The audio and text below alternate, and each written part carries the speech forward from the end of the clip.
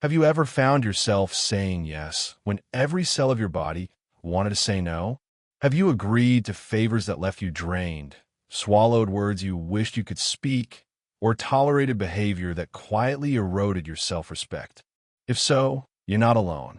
Most of us were never taught how to set boundaries that actually stick. We were told to be kind, agreeable, and accommodating, but not how to protect our time, energy, and emotional health. Yet here's the truth that can change your life. Clear boundaries are not walls of rejection. They are doors of respect. Without them, you cannot have healthy relationships, and you cannot live in alignment with your own values. In this video, we're diving deep into the psychology of boundaries and, more importantly, the actual scripts that work in real life. By the end, you'll have phrases you can use immediately to protect your space without guilt or drama. Think back to the last time someone crossed a line with you. Maybe a colleague kept dumping extra work on your desk, or a friend repeatedly called you at midnight to vent. You felt irritated, maybe resentful, but unsure how to respond. You tried hinting. You tried being extra nice. You hoped they'd get it, but they didn't. Why? Because unclear communication invites repeated violations.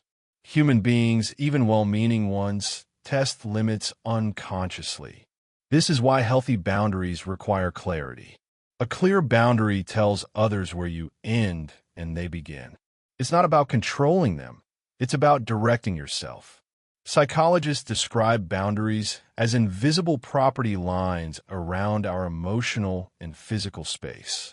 Just as a fence shows where one yard stops and another begins, a boundary communicates where your responsibility ends and another's begins. Without these markers, relationships blur. You might overfunction for others or tolerate mistreatment because you fear conflict. But here's the paradox. When you avoid the discomfort of saying no, you invite the much bigger pain of resentment and burnout. The first step is realizing that saying no is not cruelty, it's self-respect. Let's explore why boundaries feel so hard. Many of us grew up equating them with selfishness. We learned to earn love by being compliant or helpful. In adulthood, this conditioning shows up as people-pleasing. You agree to watch someone's kids even though you're exhausted. You say yes to overtime when you're already overloaded. You smile while feeling anger under the surface. The nervous system registers boundary violations as small threats, triggering stress hormones. Over time, this leads to exhaustion, anxiety, and even depression. So setting boundaries is not just a psychological skill. It's a form of self-care at the biological level. But how do you actually do it? Telling someone, "Stop doing that," can feel confrontational. This is where scripts become powerful. Scripts are pre-planned phrases that help you communicate your limits calmly and clearly. Think of them as training wheels for your assertiveness. The first principle of an effective boundary script is brevity. Long explanations invite negotiation. Short statements communicate confidence. For example, instead of "I'm really sorry, but I have so much on my plate and I just can't possibly help you move this weekend," you simply say, "I won't be able to help you this weekend." No apology, no esa. Just a clear line. Another key principle is using I language rather than you language. "You always call me too late" can sound accusatory. "I'm unavailable for calls after 9 p.m. communicates the same limit without blame. This subtle shift lowers defensiveness and increases compliance. The goal is not to shame the other person, but to teach them how to treat you. Let's go through a few common situations. Suppose a coworker regularly interrupts you during focused work time. A weak response is passive silence or sarcastic hints. A strong boundary script could be, "I'm in the middle of something. I'll be available to talk at 3. Suppose a friend borrows money but doesn't pay it back. Instead of giving them another loan out of guilt, you say, "I'm not lending money right now." Suppose a family member makes critical comments about your life choices. Instead of arguing, you say, "I'm not open to discussing that topic." Each script is short, neutral, and firm. The more you practice, the less you'll need to rehearse. It will become your natural voice. There's also a mindset shift required. Boundaries are not requests. They're statements about what you will or won't do. People may react with surprise, anger, or guilt tripping. That's normal. You're changing the rules of engagement, and some will resist. But their reaction does not mean you're wrong. It means your new clarity is working. Over time, healthy people will adapt, and unhealthy ones may drift away. Both outcomes protect your peace. As you develop this skill, watch your internal signals. Your body is a boundary sensor. Tightness in your chest, a sinking feeling in your stomach, or sudden irritation are cues that a line is being crossed. Use those sensations as a prompt to pause and assert your limit. You might say, "I'll need to think about that to buy time before responding." Even a small pause can interrupt the automatic yes and give you space to choose.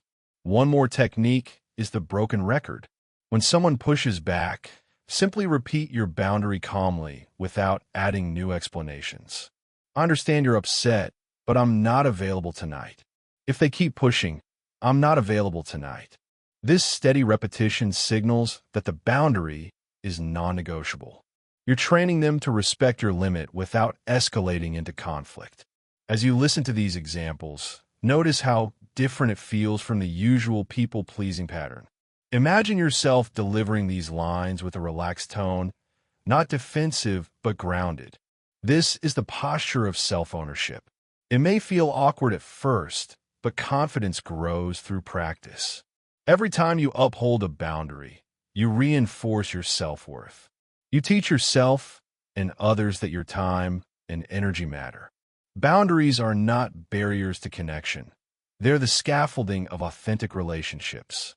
When you know where you stand, you can meet others from a place of freedom, not obligation.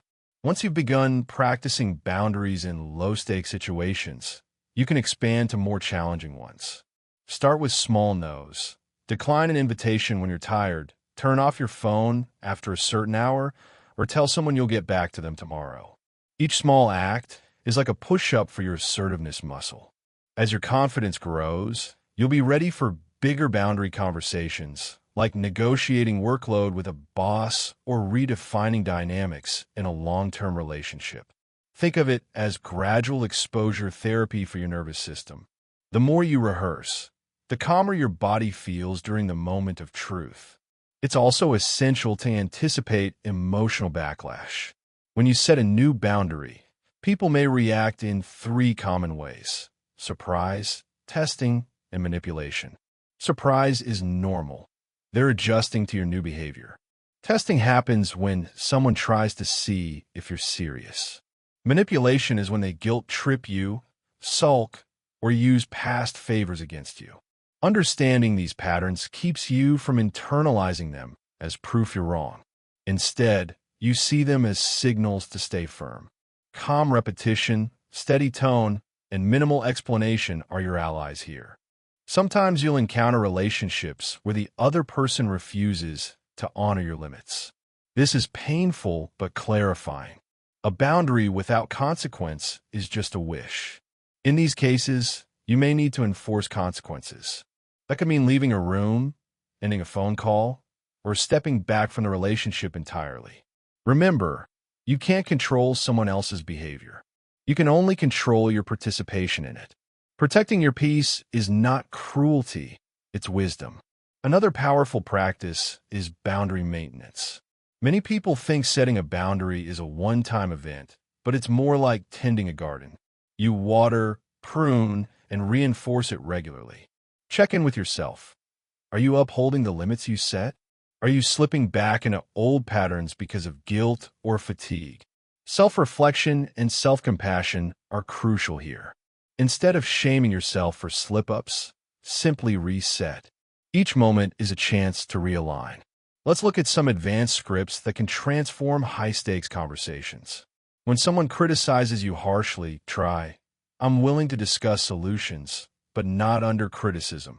When a friend pressures you into plans you don't want, say, "Thank you for thinking of me, but I'm choosing to rest tonight."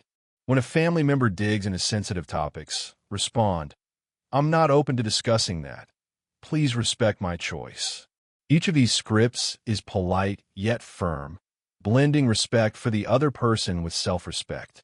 Boundaries also apply internally. You may need to set limits on your own habits that drain your energy. Overwork, doom scrolling, or compulsive helping. Internal boundaries sound like, I'm stopping work at 6. I'm limiting social media to 15 minutes. I'm not offering advice unless asked. These self-imposed scripts cultivate discipline and free your time for what matters most. In this sense, boundaries are not just about others, but about mastering yourself. As you practice these skills, notice the transformation in your relationships. People who value you will adjust. They may even respect you more because clear boundaries signal self-worth. You'll feel less resentment, more energy, and deeper authenticity. Your yes will mean yes, and your no will mean no. This is one of the greatest gifts you can give yourself and others, the clarity of knowing where you stand. Some viewers might wonder, but what if I lose people by setting boundaries? The answer is, you may lose some, but you'll gain yourself. Healthy boundaries filter your relationships. Those who truly care about you will adapt. Those who only benefited from your lack of limits may fall away. Either way, you're left with more honest, balanced connections. That's not a loss. That's liberation. The deeper truth behind boundaries is that they're not barriers to love, but channels for it. Without them, your giving becomes resentful. With them, your giving becomes free. You stop overextending and start offering from full cup. This shift not only protects your mental health, but also models healthy behavior for those around you. Children, coworkers, friends, they all learn from your example that self-respect and kindness can coexist. Take a moment now to imagine your life with stronger boundaries. Picture yourself calmly declining what drains you and welcoming what nourishes you. Imagine having time and energy for your priorities. Imagine relationships built on mutual respect rather than silent resentment. This is not a fantasy. It's a skill you can cultivate. Every script you practice brings you closer. I'd love to hear from you. What's one boundary you've struggled to set? And what script from this video do you want to try first? Share your experience in the comments. Your story might encourage someone else who's afraid to speak up. As we wrap up, remember, boundaries are acts of self-leadership. They're not about controlling others, but about guiding yourself. Each time you uphold a boundary, you strengthen your inner authority and make space for authentic connection. This isn't about being harsh. It's about being clear, calm, and consistent. Clarity is kindness to yourself and to others. If you found this video helpful and want more insights into psychology, self-mastery, and communication skills, make sure to like this video and subscribe to the channel. Together, we can build a life where our yes is wholehearted, our no is respected, and our relationships flourish in honesty and freedom.